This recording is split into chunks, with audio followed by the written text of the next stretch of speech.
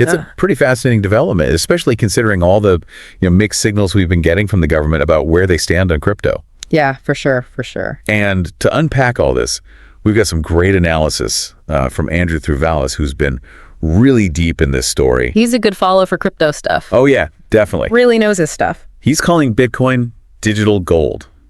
And get this, he thinks the U.S. government is poised to buy a lot more of it. I've seen some of his takes on that. So if you're curious about how governments are starting to treat Bitcoin as a strategic asset, like a serious player on the world stage, stick with us because this deep dive is going to be a wild ride. Absolutely. So first things first, when news of this strategic Bitcoin reserve broke, Bitcoin's price actually dipped. I know, right? Yeah. It seems so counterintuitive. You'd think good news prices go up. Exactly.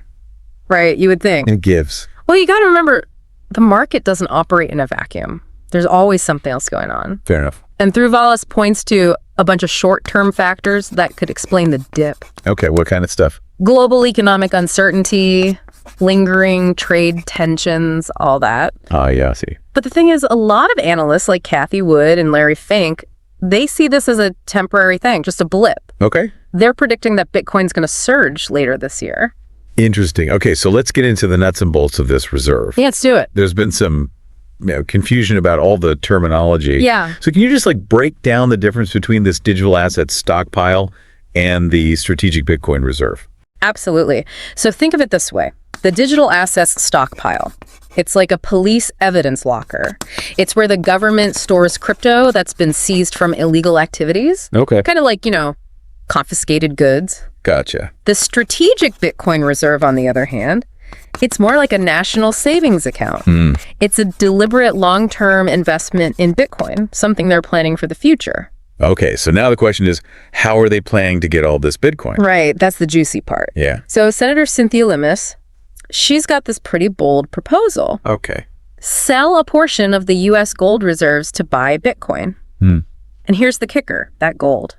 It's currently valued at prices from 1971. Oh, wow. So revaluing it to today's prices would create a huge amount of money without raising taxes or anything. Wow. We could be talking about enough to buy up to 1 million Bitcoin. 1 million Bitcoin. That's a lot of Bitcoin. That's a pretty strong statement about the government's confidence, don't you think? I think so. It definitely is. They're putting their money where their mouth is. Definitely. And the messaging around this whole thing has been really interesting. How so? They're throwing around terms like digital gold and digital Fort Knox. I've heard that. Which is clever. It taps into that nostalgia for the gold standard. Yeah. It makes it more palatable politically, especially for, folks who might be a little hesitant about crypto. Sure. Makes it an easier pill to swallow. Yeah. It's interesting that you brought up the gold standard because Throuvalas, he argues that this whole thing is about a lot more than just diversifying assets. Yeah. He thinks that the U.S. government sees Bitcoin as a strategic asset. Right. Something that could shift global power dynamics. That's a huge point. I mean, it's not just talk. We're seeing concrete actions. Yeah. Like what? Well, I mean, the firing of former SEC chairman Gary Gensler. Oh, yeah. He was really tough on crypto. Definitely. Getting him out of the picture. I mean, it's just one example. There's a pattern emerging here. Interesting. So, I mean, for the average person out there, what does all this mean? What happens if other countries start seeing Bitcoin the same way? Right. That's the million Bitcoin question, isn't it? Yeah. I mean, if the U.S. is treating it as a strategic asset, it's just a matter of time before other countries do the same. Right. I mean, it's kind of like a domino effect. Yeah, and that could have a huge impact on the global financial landscape. It could change everything. We could be on the verge of a major power shift, and it's all thanks to this digital gold. It's wild when you think about it. It is. Yeah. It really is. It's a lot to think about. So we want to hear your thoughts on all this. Yeah. What do you think the long-term implications of a U.S.-led Bitcoin strategy could be? Let us know.